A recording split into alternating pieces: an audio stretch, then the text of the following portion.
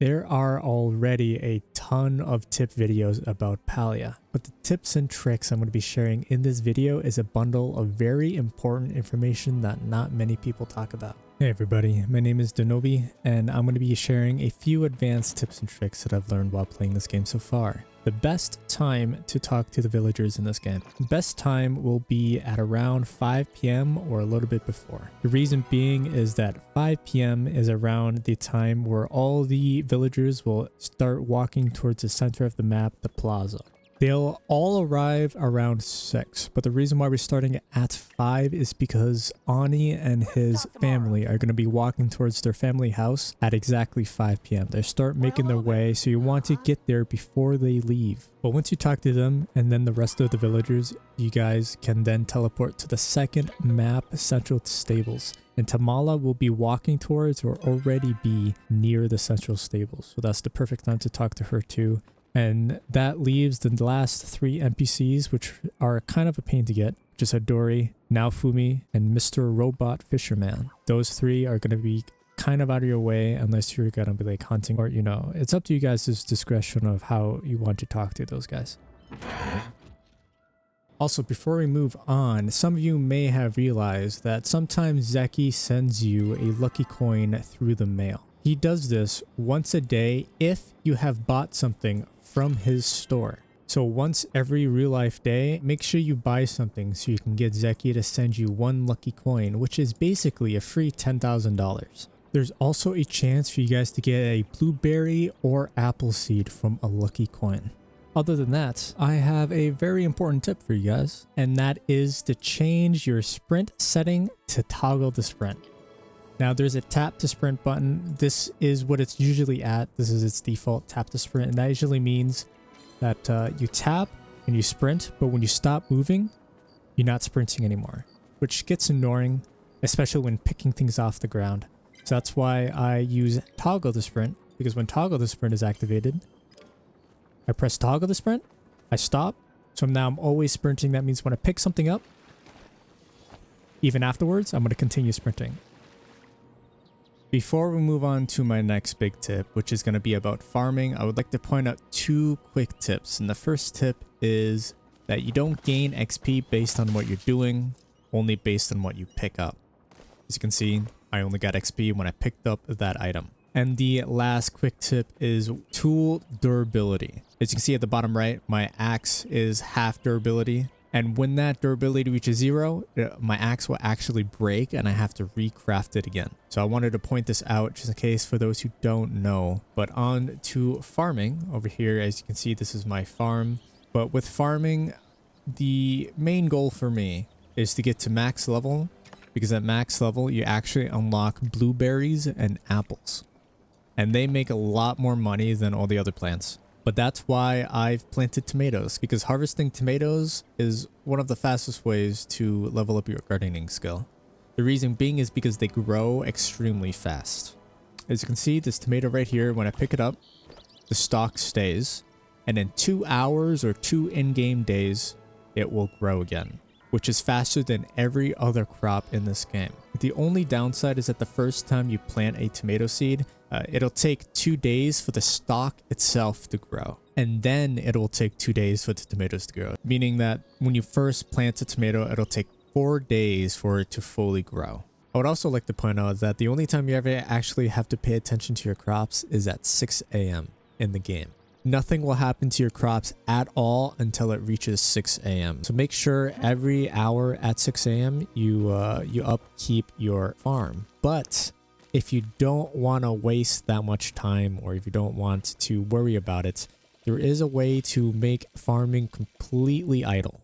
Now, if you want a crop layout where you can just place it down and water it and then forget about it completely until it's fully grown, this is a really good layout for 1 plot. You can put this on as many plots as you want and it'll be perfectly fine. It's completely self-sustaining. But if you do have more plots and you want something with a bit more efficiency, this is a 2x2 plot. So there's 4 plots in here, and this is the crop layout I have for that. It's a bit more efficient. There's a lot more any slots in there. But the best part about this is that you can expand this infinitely by just replicating it to the right.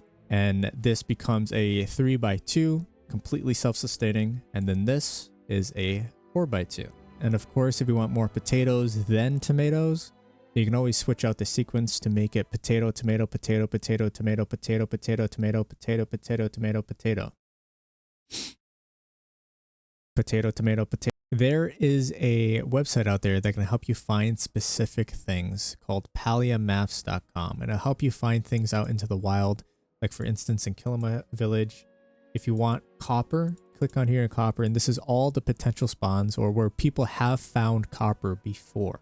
Of course, you can do other things like, for instance, bug catching. If you want to find a princess ladybug, you can see that it's usually along the coast. This is where people have found them before and they put it on the map. The next tip I have is going to be about hunting. Now, how hunting works is that if you shoot next to the deer, you'll get contribution to it. The arrow doesn't have to land next to the deer. You can shoot up like into the air. You can shoot like right past their face or even quite far away from them, and it'll still contribute to you hunting the deer. This is a really good feature because you can save arrows this way by just piggybacking on someone else. Like, I don't know this guy, he was just hunting, I just found him. Contribution also works with mining and gathering wood, but you do have to hit the source at least. And with cooking, if you add just one ingredient, both you and your friend will get the cooking results. The very last tip slash trick I'm going to be showing you guys is animation canceling. Now, I know a lot of you are probably don't care too much about animation canceling, but there's also probably some of you that don't know what that is. Well, animation canceling is specifically canceling of a certain animation. When your character does something, he animates it. Like for instance, my character just animated him picking up this crab and putting it into his back pocket. What animation canceling aims to do is canceling certain animations that take time. Specifically, the one I'm going to be showing you guys first is the animation canceling of picking up items, which I think everyone should at least know because it's a huge time saver and it's very, very easy to do. So basically, what you want to do is you want to pick up the item, and as soon as you pick up the item, you want to left click with a tool in your hand. For me, I got an axe right now, so I'm going to pick it up and left click. As you see, there was no animation of me picking it up at all. That means I can mass spam picking things up like so. But as you saw, I still stopped for a little bit of time. But if you want to take it a step further, you could jump while doing it, and that will make you not lose any momentum at all. Like so. Doing it this way, you can save a bunch of time by picking things up when you're hunting or just grabbing things off the ground. Next, I'm going to share with you guys the animation canceling of swinging your axe or swinging your pickaxe. This is how you do it. When you attack, there's a moment where you go back to your stand-up phase. So you don't want to hold down your swing button, you want to tap it. So you tap it, and right at the end of your animation, you want to tap it again. I'll show you guys the comparison in speed real quick. This is what it is normally, and this is what it is with the attack animation canceling thing.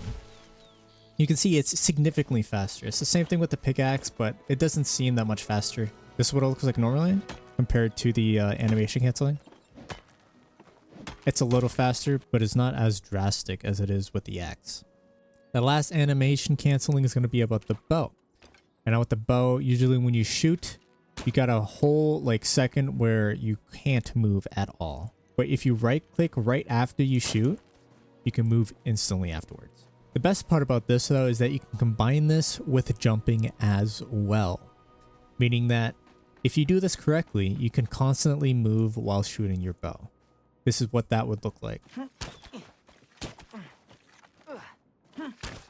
As you can see, it is a bit difficult. I messed up on it too, because I don't usually use it that much. I think for me personally, it's only super useful against those that take multiple hits. So against magical creatures or the special patterned ones.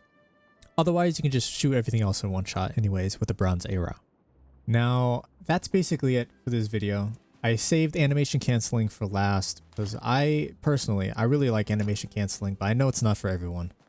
A little side note too though, if you time perfectly your bug thing, you can basically get something stuck forever in it. And it's just a little side tip in case you didn't know. But I mean, Yeah, anyways, thanks for watching. I hope this helped you guys in some way. I hope this video wasn't too long. I know the last tip was a huge chunk of the video. But nonetheless, if there's any other tips that you guys want to share that I didn't put in this video, you can put it down in the comments section and help people that just come along this video and want to learn something along the way. But thank you guys so much for watching, and I hope to see you guys in the next video, which probably will be about complicated farming stuff. But I haven't gotten to that part where I learned everything yet. I'll keep you updated, maybe. I don't know. Maybe I'll never make a Palia video again. I have no clue. Anyways, peace. I think I'm in love, say it way too often.